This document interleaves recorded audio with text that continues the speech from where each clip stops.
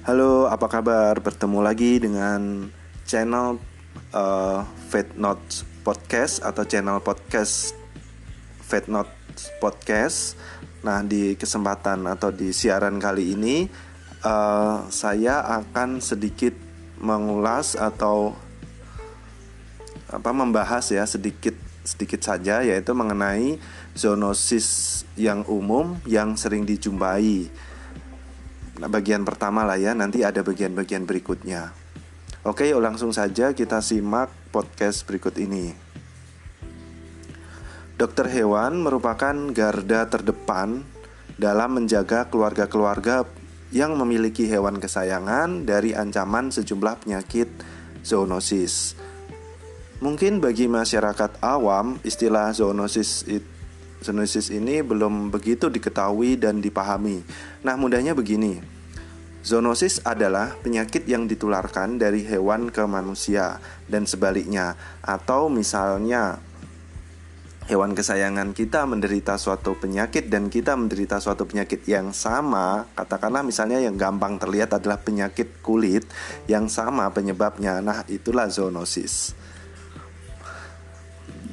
Di dunia ini ada begitu banyak penyakit zoonosis, bahkan penyakit-penyakit menular sebagian besar itu sifatnya zoonosis ya.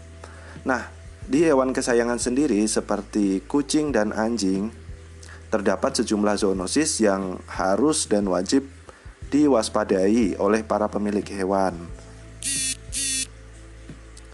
Biasanya dokter hewan praktek akan memberikan info yang sejelas-jelasnya kepada para pemilik hewan tentang potensi suatu zoonosis apabila hewan kesayangannya tengah menderita penyakit tersebut. Contoh mudahnya dan sering terlihat atau sering terjadi lah ya adalah, ini kita ambil contoh atau saya ambil contoh, yaitu skabiosis. Skabiosis ya. Nah, apa itu?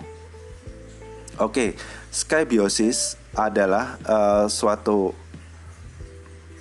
penyakit yang disebabkan oleh ektoparasit atau parasit luar, yaitu tungau, dan sering disebutnya adalah tungau scabies. Bukan rabies ya, tungau scabies, yaitu menyerang kulit. Nama ilmiah dari tungau scabies adalah Notoedres cati di kucing dan Sarcoptes scabiei di anjing. Investasi tungau ini di kulit hewan akan menyebabkan kegatalan yang sangat-sangat gatal dan sangat-sangat hebat. Hewan akan menggaruk-garuk terus dan kulitnya terkelupas atau berkerak-kerak ya. Nah, di kami itu menggunakan istilah investasi ya untuk merujuk pada parasit ya, kandungan parasit yang ada di tubuh baik itu hewan ataupun manusia. Dan sedangkan infeksi itu merujuk pada bakteri, virus, dan jamur. Nah, jika kita ngomongin tentang parasit, maka kita nyebutnya investasi parasit, investasi tungau scabies. Oke, kembali ke skabiosis.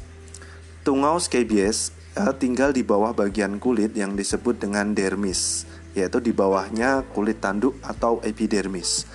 Nah, tungau ini akan makan jaringan dermis, yaitu makan terus itu untuk kelangsungan hidup si tungau itu dan untuk pematangan telurnya, sambil membuat terowongan-terowongan di dermis. Nah, akibat aktivitas tungau ini ya, yang makan kemudian membuat terowongan-terowongan ini di lapisan dermis, maka hewan akan merasakan kegatalan yang sangat hebat.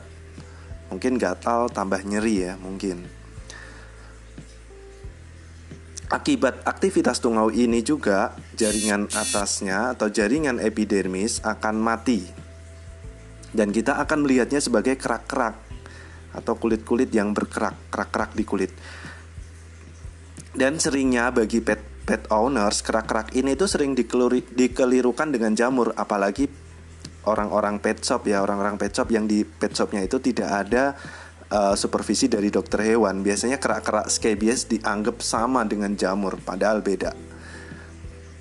Padahal kalau jamur ya disebabkan oleh jamur. Nah, kalau skebiosis disebabkan oleh tungau scabies. Terapinya juga beda gitu. Nah, area tubuh yang disukai tungau scabies ini adalah area tepi-tepian tubuh hewan. Misalnya tepi telinga, ujung ekor, kemudian ujung-ujung jari. Nah, apabila lama tidak diobati, maka area tubuh lain akan terkena, akan merembet ya sampai ke punggung gitu kan. Terus ke wajah. Tungau ini dapat menular atau mudah menular ke manusia apabila manusia atau pet owner ini berkontak langsung dengan hewannya yang menderita skebiosis. Jadi penularannya dengan kontak. Dengan kontak tersebut si tungau akan berpindah ke kulit manusia dan makan jaringan kulit sehingga gatal juga. Sama seperti di hewan juga ya, tungau ini hidup juga di bagian kulit yaitu di dermis, dan gejala yang dirasakan kalau kita terkena ya mungkin pasti gatal ya. Saya sendiri juga pernah kena.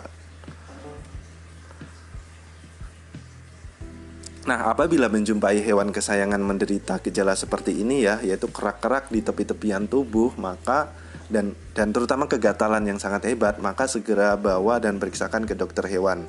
Nah, kemudian untuk pet owner sendiri, jika merasakan gatal-gatal yang sangat hebat disertai kemerahan kulit dan riwayat memiliki hewan yang juga kena seperti gatal-gatal juga dan kerak-kerak di kulit, maka untuk pet owner harus segera periksa ke dokter, dan ketika periksa ke dokter berikanlah keterangan jika Anda memelihara hewan dengan gejala-gejala seperti yang telah saya sebutkan sebelumnya. Oke, sekian podcast dari Vet Notes Podcast. Mudah-mudahan informasi ini berguna. Jika ada pertanyaan dapat menyampaikannya ke Twitter ya, enaknya Twitter di @vetnotes, atau kalau ini nanti kami taruh di YouTube bisa langsung komen di YouTube. Oke, sekian dan terima kasih.